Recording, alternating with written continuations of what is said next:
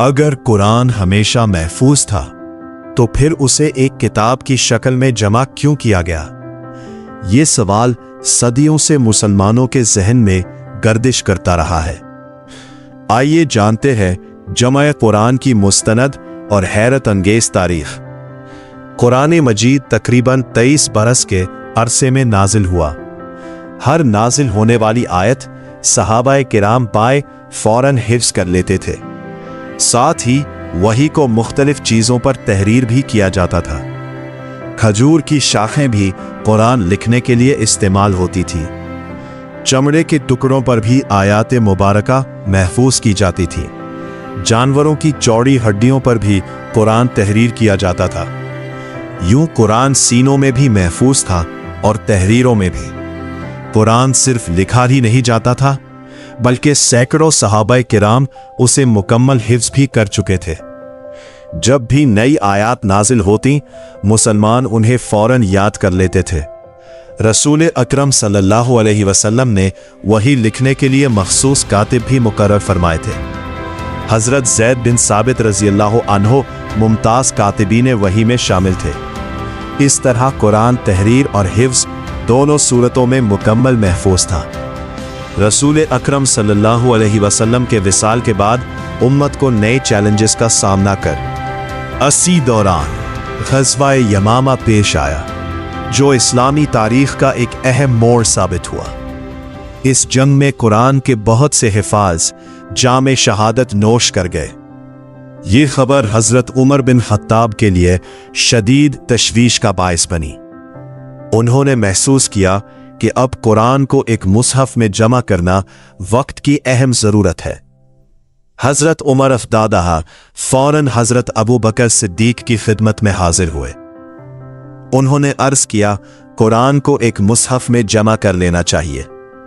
हजरत अबू बकर ने इब्तिदा में इस तजवीज़ पर तरद्दुद फरमाया। उन्होंने फरमाया, जो काम रसूलुल्लाह सल्लल्लाहु अलैहि वसल्लम ने नहीं किया मैं कैसे करूं? हजरत उमर ने बार बार इस काम की अहमियत और ज़रूरत बयान की। बिल आखिर अल्लाह ताला ने हजरत अबू बकर का दिल इस फैसले पर मुतमईन कर दिया। इस अजीम जिम्मेदारी के लिए हजरत ज़ैद बिन साबित का इंतखाब किया गया। हजरत ज़ैद ने फरमाया, ये जिम्मेदारी मुझे पहाड़ उठाने से भी ज्यादा भारी महसूस हुई। हर आयत को हाफिजों की याददाश्त और तहरीरी शवाहिद से एहतियात के साथ जांचा गया। यूं बेमिसाल एहतियात के साथ कुरान मजीद पहली मर्तबा एक मुकम्मल मुसहफ की सूरत में जमा कर दिया गया।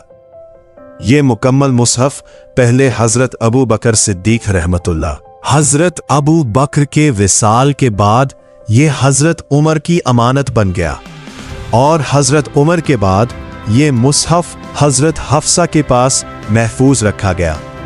इधर इस्लाम की रोशनी तेजी से अरब से बाहर भी फैलने लगी। नए मुसलमान मुख्तलिफ कबाइल, इलाकों और लहजों से ताल्लुक़ रखते थे। वक्त के साथ कुरात के अंदाज में इख्तिलाफ नुमाया होने लगा। हजरत हुज़ैफा बिन यमान ने इस सूरत हाल को निहायत संजीदगी से महसूस किया। उन्होंने हजरत उस्मान बिन अफ़ान से उम्मत को एक मुसहफ पर मुत्तहिद करने की दरखास्त की। हजरत उस्मान ने फौरन माहिर सहाबाए कराम पर मुश्तमिल एक कमेटी तश्कील दी। इसी महफूज मुसहफ को बुनियाद बनाकर मुस्तनद नुकूल तैयार करने का काम शुरू हुआ। मुस्तनद मसाहिफ तैयार होने के बाद उन्हें इस्लामी दुनिया के मुख्तलिफ शहरों में रवाना किया गया। मक्का, कूफा, बसरा, शाम और दीगर अहम मराकिज़ में ये मसाहिफ पहुंचाए गए। हर इलाके में इसी मुस्तनद मुसहफ को तालीम और तिलावत का मय्यार बनाया गया। इस फैसले ने पूरी उम्मत मुस्लिमा को एक ही पुरानी मतन पर मुत्तहिद कर दिया। गैर सरकारी ज़ाती नुस्खे, जिनमें ज़ाती नोट्स या इजाफी वजाहतें थीं, अलग कर दिए गए ताकि किसी किस्म का इख्तिलाफ बाकी ना रहे। यूं हर शहर, हर मस्जिद और हर मुसलमान के पास एक ही मुस्तनद कुरान मौजूद था। सदियां गुजरती रहीं मगर कुरान मजीद का एक हर्फ भी तब्दील ना हुआ।